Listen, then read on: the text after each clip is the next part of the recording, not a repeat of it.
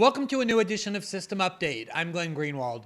This episode focuses on the evolving debate that is taking place around the protests that have erupted for over a week now, ever since the murder by the Minneapolis Police Department of George Floyd.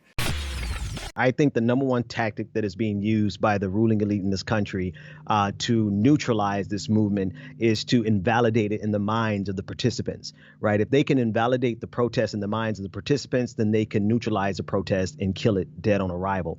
There's several layers of propaganda that are going around. And I think at the core of it, it's all to invalidate the anger of the people who are protesting, both online as well as in the streets. And so I think that's the number one thing that we have to look out for. In terms of like property damage, I think if we take the sum total of everything that was lost this weekend, we still wouldn't be able to compare it to the damage that the police state has done across this country, particularly to the Black community. We definitely can't compare it to the damage that's been done by Wall Street, and we most certainly can't compare it to the damage done by this country domestically as well as international.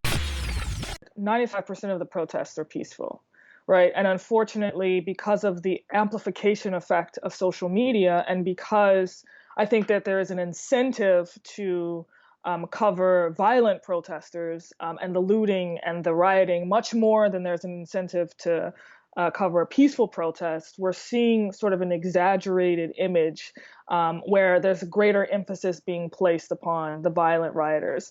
And that's unfortunate because that can create a self-fulfilling prophecy. People it can be the possibility that people can see that violence is pervasive when in fact it isn't, and then think to themselves that they now have a license to just go do violence.